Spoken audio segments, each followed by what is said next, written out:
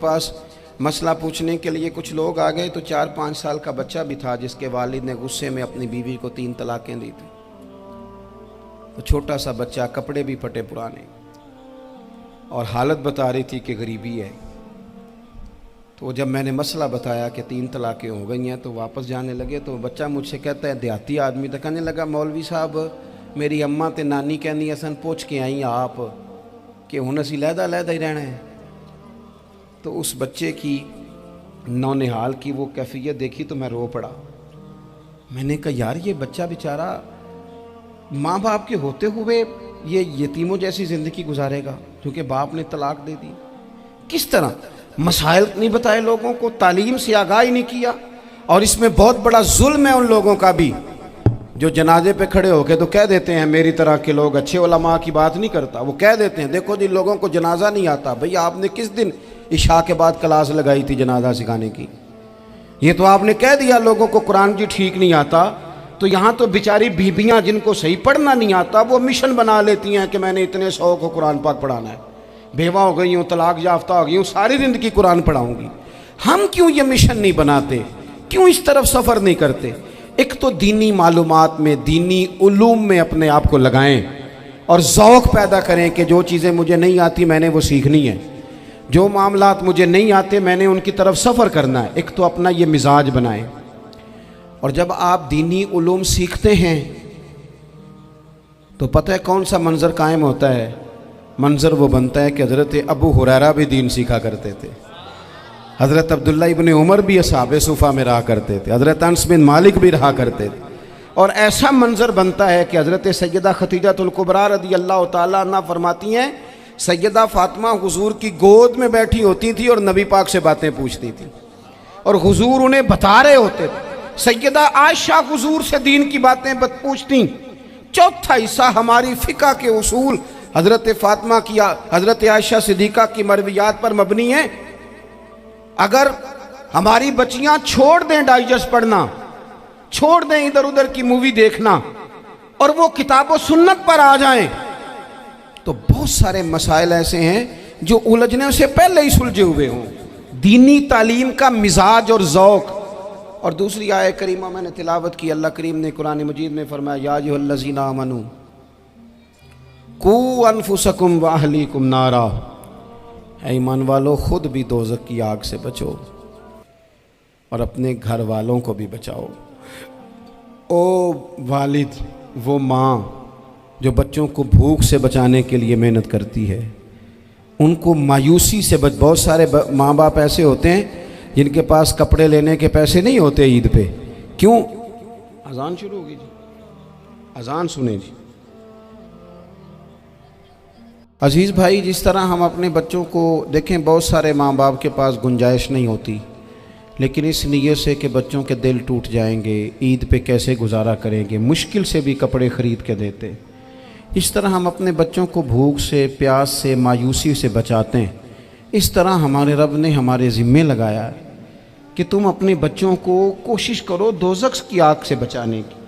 हज़रत उमर फ़ारूक रज़ी अल्लाह तआला अन्हु ने अर्ज़ किया था, या रसूल अल्लाह सल्लल्लाहु तआला अलैहि वसल्लम, इस आया करीमा का माना क्या है? तो महबूब करीम अलैहिस्सलाम ने फरमाया, उमर, जिन चीज़ों का अल्लाह तुम्हें हुक्म देता है तुम अपने घर वालों को उन चीज़ों का हुक्म दो। जिन चीज़ों से रब रसूल तुम्हें मना करते हैं अपने घर वालों को उनसे रोको। अपने घर के अंदर निफाज दीन करने की कोशिश करो। मेरे भाई, बहुत ज़्यादा आजमाइश है हमारे घरों में, बेचैनियाँ हैं, इज़्तिराब है, बच्चों में सख्ती है, बहन भाई एक दूसरे के साथ लड़ते हैं, मिजाजों में तलखी आ गई। क्यों भला? इसलिए कि माँ बाप को जो बेहतरीन किरदार और जो हसीन तरीका घर में अपनाना चाहिए था, बच्चे तकरीर बाहर से सुनते हैं लेकिन वो फॉलो अपने माँ बाप को करते हैं। अगर माँ बाप में हौसला हो, सब्र हो, इत्मीनान हो, खुददारी हो, थोड़े पर गुजारा करने का मिजाज हो। देखें ना, आज डिप्रेशन है, टेंशन है, पैनिक्स अटैक्स हैं, बड़ी सारी चीज़ें आ गई हैं। क्यों भला? सब्र नहीं, तहम्मुल नहीं, बुर्दबारी नहीं। आजमाए। एक दिन एक बच्चा मेरे पास आ गया मदरसे का और आके वो रोने लगा मेरे घर वाले कहने लगे खाना छोड़ दें, पहले इसकी बात सुन ले। मैंने कहा पुत्र क्या हुआ, किसी ने मारा है किसी उस्ताद ने? कहने लगे नहीं हजरत, घर फ़ोन किया था तो मेरी अम्मा और अब्बा की लड़ाई हो रही है। बच्चा कांप रहा है, टांगे कांप रही हैं। मैंने कहा क्या हो क्या गया तुम्हें पुत्र, लड़ाई हो रही है तो घरों में हो ही जाती है। कहने लगे नहीं आपको पता नहीं, वो बड़ा सख्त लड़ते हैं। मेरे वालिद जब मेरी वालदा को मारने के लिए आगे बढ़ते हैं तो हम सारे चारपाइयों के नीचे छुप जाते हैं, हमें खौफ आता है, वो मंजर ख़तरनाक होता है। ये कौन तकलीफ़ दे रहा है अपने बच्चों को? यहाँ बैठे हमारे यहाँ मीलों दूर रहते थे उसके घर वाले, तो वो तकलीफ़ में था, तो घर में क्या कैफियत होगी? अगर हौसला हो, सब्र हो, कनात हो, अल्लाह के दिए हुए थोड़े रिस्क पर हमें राज़ी रहना आता हो, हमारे घरों में सुकून आए, इत्मीनान आए, हम जो ज़िंदगी बड़ी खुशी खुशी गुजार सकते हैं। हमारे मिजाजों का लालच, हमारी तबीयतों की बेराह रवी, हमारी झूठी अना का बुत, उन सारी चीज़ों को ख़त्म कर देता है। अपनी ज़िंदगी के अंदर अगर हम वो किरदार अपने बच्चों को दें, जिस किरदार में मोबाइल भी हो, जिसमें गाड़ी भी हो, जिसमें पैसे भी ला के अब्बा दराज में रखता हो, लेकिन वालिद का घर में मुसल्ला भी मौजूद हो, उसकी कोई तस्वीर भी हो, वो ये भी कहता हो कि खुदा ने अपने फजल से आज 5,000 दिया है तो इसमें 1,000 गरीबों का भी है, इसमें थोड़ा सा मैंने अल्लाह की रिज़ा के लिए भी रखा है। अगर कोई मुश्किल आ जाए तो वो बाप और माँ को सब्र करता हुआ देखते हो। अगर एक बाप बात करे तो दूसरा बर्दाश्त करता हो। खुदारा अपनी औलादों को इस अजियत का शिकार न करो। अपने घरों के अंदर वो खुददारी, वो प्यार, वो वक़ार, वो मोहब्बत, वो अंदाज़। आप थके हुए हैं, कोई शक नहीं, आप बहुत सारे मसाइल का बाहर शिकार होंगे, कोई शक नहीं, लेकिन आप बाहर से थक के आए हैं। और अगर आप बाहर अपनी फैक्ट्री के मालिक हैं और दफ्तर के बड़े हैं तो घर में भी तो आप बड़े हैं ना। आपकी माँ भी तो इंतज़ार कर रही है, उसने भी तो दुखड़ा सुनाना है ना आपको। आप ये देखिए कि आपके बच्चे भी तो इंतज़ार कर रहे हैं, वो चाहते हैं कि अब्बा आके बैठे तो हम उनके सीने पे चढ़ के थोड़ा खेलें।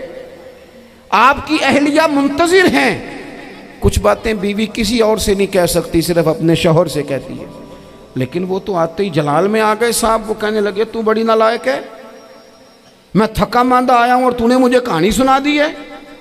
वो उस खातून से शिद्दत के साथ पेश आने लगे। मेरे रसूल पाक की हयात नूर को देखो, हज़रत उम्मे ऐमन हुज़ूर की रज़ाई वालदा हैं, उनकी भी खिदमत हो रही है। हज़रत हलीमा सादी आ रही हैं तो खिदमत हो रही है। हज़रत अब्बास हुज़ूर के चचा हैं तो करीम फरमाते हैं मेरे चचा हैं बाप की जगह पे। हुज़ूर दोस्त अहबाब सहाबा ग़ुलामों सब के साथ प्यार कर रहे हैं। 9 अज़वाज मुतहरात हैं घर के अंदर।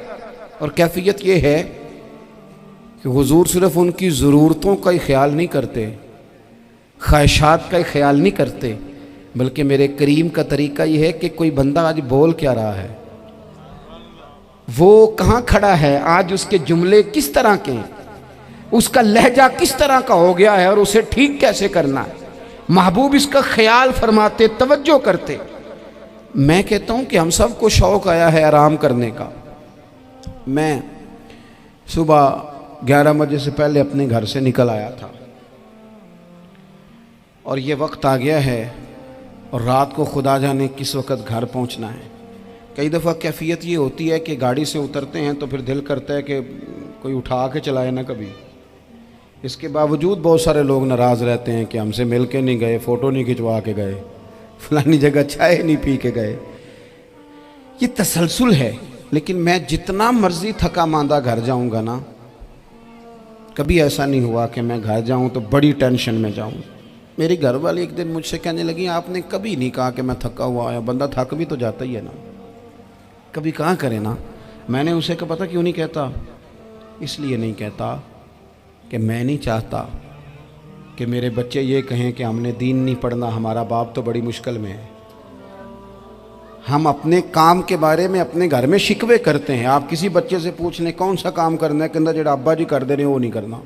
क्यों? कि अब्बा जी हर रोज़ तो कहते हैं मैं बड़ा उलझ गया हूँ, ये काम बड़ा मुश्किल है। मैं चाहता हूँ कि मैं अपने बच्चों को ये बताऊँ कि पुत्र मैं तो जिधर जाता हूँ फूल ही फूल हैं। मैं तो जिधर से गुज़रता हूँ मोहब्बत ही मोहब्बत है, मैं तो जिधर से देखता हूँ दुआएं ही मिलती हैं, ताकि उनका शौक़ पैदा हो। मेरे अजीज़, आप थोड़ा सा दिल बड़ा करें। अगर आप एक की वजह से पूरा घर सुकून में आ जाता है तो आप दिल बड़ा क्यों नहीं करते? जगह ढूंढते हैं बस मुझे कोई तंग ना करे, कोई मेरी बाप माँ बदौलत को कोई परेशान ना करे। बुखारी शरीफ सुनिए, हज़रत आयशा सिद्दीक़ा रज़ी अल्लाह ताला अन्हा बैठी हैं। हुजूर फरमाने लगे, आयशा आज एक बात ना बताऊं तुम्हें? या रसूलल्लाह बताइए। हुजूर फरमाने लगे, जब तुम मुझसे नाराज़ होती हो तब भी मुझे पता चल जाता है, और जब राज़ी होती हो फिर भी पता चल जाता है। तो हज़रत सैयद आयशा सिद्दीक़ा बात सुन के बड़ी खुश हुई। या रसूलल्लाह वो कैसे? हुजूर फरमाने लगे, कभी कभी तुम कसम उठाती हो। या रसूलल्लाह हाँ। फरमाया, जब होती हो ना राज़ी, खुश, तो फिर कहती हो मुझे रब्बे मोहम्मद की कसम सल्लल्लाहु अलैहि वसल्लम। फिर तुम मेरे नाम के साथ रब करीम का नाम मिला के कसम उठाती हो, रब्बे मोहम्मद की कसम। या रसूलल्लाह बिल्कुल ऐसे ही है। और फरमाया, जब तुम्हारे दिल में कोई बात होती है ना,